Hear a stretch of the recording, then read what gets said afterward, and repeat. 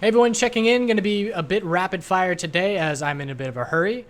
But want to point out one thing that's very clear to me on this current consolidation that we've seen. And CGC is not the perfect example, but if we look at names like Kron, ever since its all-time high on this consolidation, and let's see, APHA is another one, ever since its high on consolidation, which are the days to be buying? What is the clue? We have two green days mixed in there. How could we have known that those were the days to be buying? And the answer is they were the gap down days. We didn't gap down any of the other days. The days where we gap down, we were green.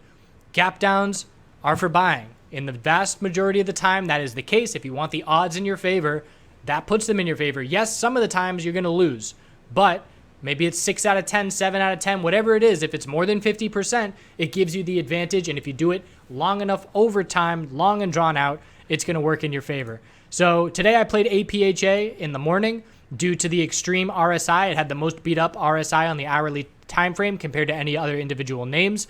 So made some entries in APHA, just flipped them, didn't hold them very long. And also traded Kron, which had a beautiful 5-minute cup and handle pattern. And this was one that played this breakout where we have the high of the day. Consolidation is healthy, a double top at the high of the day. There's your handle. Started pointing out the cup and handle pattern right around there. There's the breakout. Bought the bull break of 1988 and scaled out into that strength.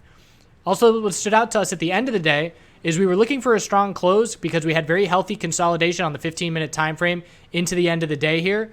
And Kron started to give us red flags because Kron showed bearish action long before CGC or APHA. Those are the names that I was watching closely into the end of the day. We were looking for the strong close, and Kron basically ruined it with its weakness, and then CGC followed, and then ACB followed. APHA still closed strong, so the relative strength stands out at the end of the day for APHA. It was the weakest yesterday. It had the strongest percentage bounce because it got more beat up than everybody else, so had the strongest bounce today. But if we look at the 15-minute time frames, Kron had the lower high and lower low. CGC had a lower high, but actually we did just get that lower low right at the end of the day. So barely broke that lower low. APHA on the 15-minute time frame, we have our lower high, held support, higher low, so very distinct difference. And ACB had the bear break long before lower high and lower low. So just looking at the 15-minute time frames, that's how we can see a comparison to these major names. But where do we stand from here? So heading into tomorrow, CGC, we have our high, low of the pullback, inability to see continuation, and further consolidation. So we're looking for a higher low to be found on the hourly time frame, but that can happen anywhere between here and 41.68. So we have to be cautious due to the lack of support after 43.73, the low at the end of the day there, because again, we could very easily continue pulling back more significantly tomorrow morning. The S&P 500 is very strong. It hit a higher high on the daily time frame, and it's the highest price we've seen in the 8 weeks since the December dump took place. But as far as the daily chart goes for CGC, anything under 47.89 is just a lower high. So if we cannot break 47.89, it's a bounce. It's cooling off RSI levels. It's a lower high, keeping us in consolidation mode. So step number one is change the hourly trend for the bulls, which we have not done yet. Yes, we broke resistances, but we have not seen a higher low and higher high on the hourly to confirm that trend change. Kron is holding its key support. It held it first thing this morning of 1872. We held that support by 14 cents. Anything under 22.05 is just a lower high. So bulls have to be cautious now of rolling over and breaking the support. If we break 1872 on Kron, we're likely going to see other names consolidate in the sector as well, at least the other major names. Keeping in mind that CGC has earnings on Thursday. Kron's earnings are approaching as well. They may be Thursday. The one thing that the MJ sector does is has a lot of unsure dates for their earnings, and they change too. So we'll have to double check and make sure when Kron's earnings are, but we know CGC is Thursday, and that's the most important for the sector in my opinion. So we'll be paying close attention to that, and we're watching now, can the bulls break out of this consolidation mode? And until they change hourly trends, and until they break daily lower highs, the answer is no. We're still in consolidation mode as long as that is the case. So APHA had a great bounce, absolutely. The last clear daily lower high is down at 1095. Anything under 1095 is just another lower high. So we have our big breakout. We're looking for a higher low to form. And if we get bounce follow through into tomorrow, we will look for that lower high to form somewhere in the upper $9 range.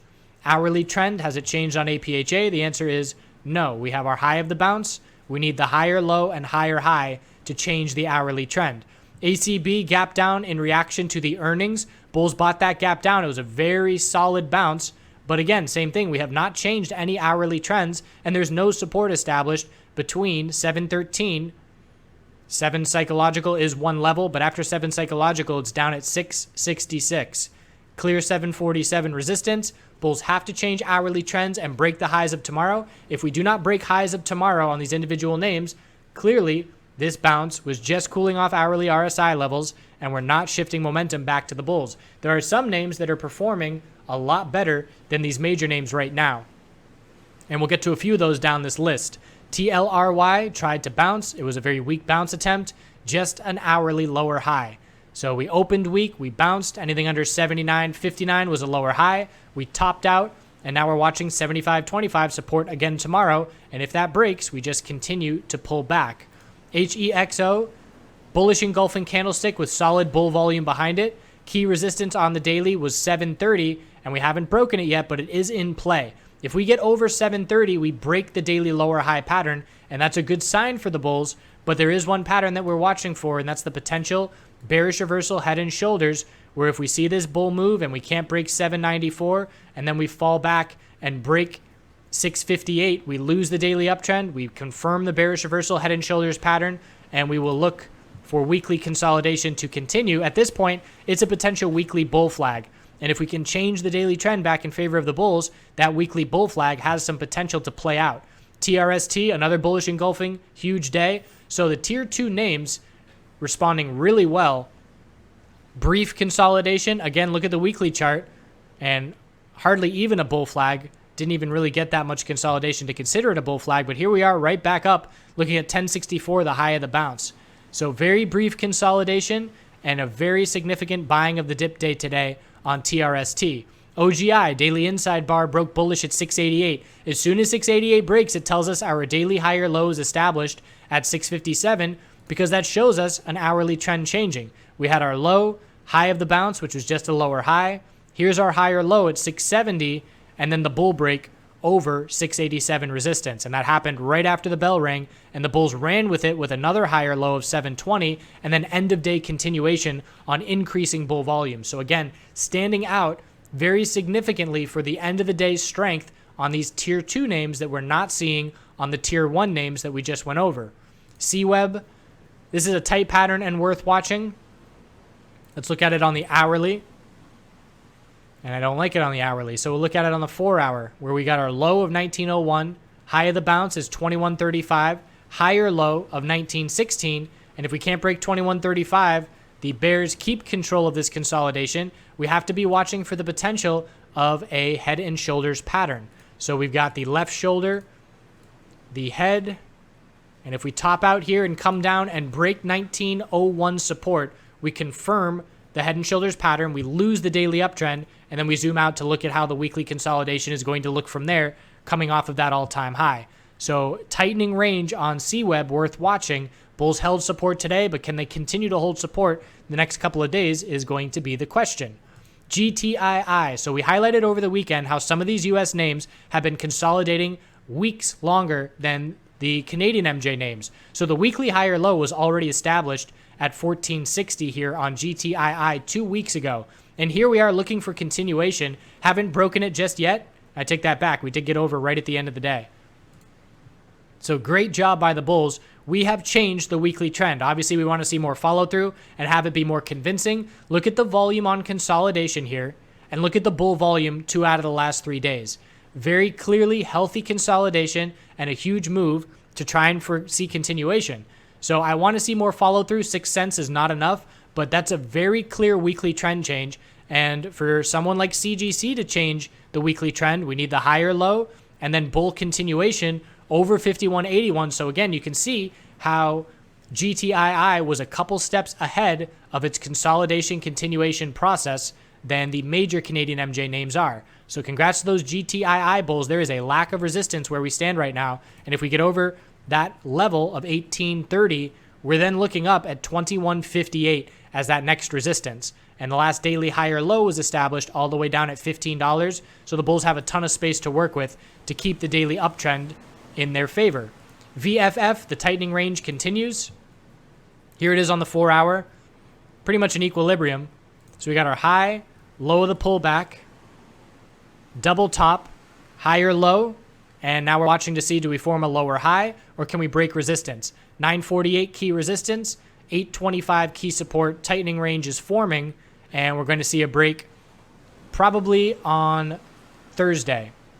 Unless we see a bull break tomorrow on solid bull volume, I would expect a lower high compared to 948 and then a break Thursday or Friday. Fire.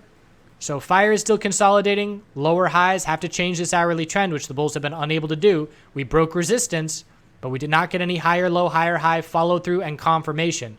Support is 187 and 182. Bulls have to break 197 to change the hourly trend and give us a daily bounce. But the amount of pullback we've seen right now on fire, looking at the weekly time frame, very significant. And again, just looking at the size of the bounce day we had across so many individual names today, fire stands out as being a little bit disappointing. PYX has the attention of a lot of bulls who like hype and like fast moves and like big gains. So a bullish reaction to earnings with a ton of volume behind it. I like the weekly time frame here for clarity because the weekly trend change occurred on PYX 2 weeks ago. We had our low of 1130, high of the bounce was 1586, held support of 1182, break of 1586 changed the weekly trend, and this is the follow through we get now. The next resistance level after 2438 is up at 2740. This is the kind of scenario where we saw a lot of profit taking at the end of the day. Look at that bear volume. So very notable bull volume to run hard into the close. The bulls started that momentum too early, couldn't close strong, and this now gives the scenario. This is why the bulls always want to close strong. When you close strong, the ability to break the high of the previous day is much easier. As soon as you break the high of the previous day, you give bulls confidence to continue holding, you convince shorts to cover their positions, and you look for continuation of the bull move. On a setup like this, if tomorrow morning we start and we can't break 2438, that's a signal for people to take profit, and that's a signal for bears to jump in. So we have to see a 4% plus move to even get to that resistance and break it to try and convince these bulls, hey, don't take your profit yet. Hold on to your shares. And shorts, you better not jump in yet. The bulls are still strong.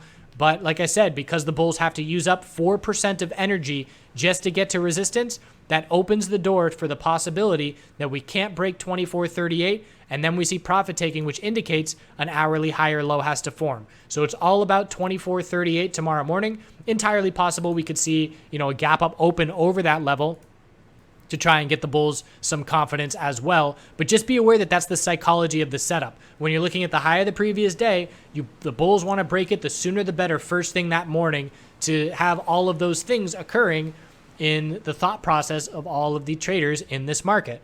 So that was very rapid fire, about half time as usual. Certainly not a video I would show to somebody who's new to technical analysis because a lot of it's going to go over their head. Hopefully it was useful to some of you out there. Bottom line is, heading into tomorrow, watching the hourly time frame, have to break the highs of today. If we do not break the highs of today, like I said, it's just an hourly oversold bounce, no follow through, no trend changes, and still in consolidation mode. With CGC earnings on Thursday, I personally would be surprised to see any kind of significant bull move. I don't believe that the earnings reaction is going to have that much hype or hope for these bulls. And keep an eye on APHA. Let's see if it can keep up its relative strength that it had at the end of the day today and keep that up into tomorrow to try and break 920 first thing. And then we would be looking up at 947 as the next resistance. Other than that, GTII, weekly trend change for the bulls. VFF, a nice tight pattern to be watching. And watching OGI on the daily for a lower high to be set compared to 815 and for an equilibrium to form into next week. That's the most likely scenario unless the bulls can see increasing bull volume tomorrow, more than 1.6 million shares traded. Hope you had a good day, and we'll check back in tomorrow. Do some good things.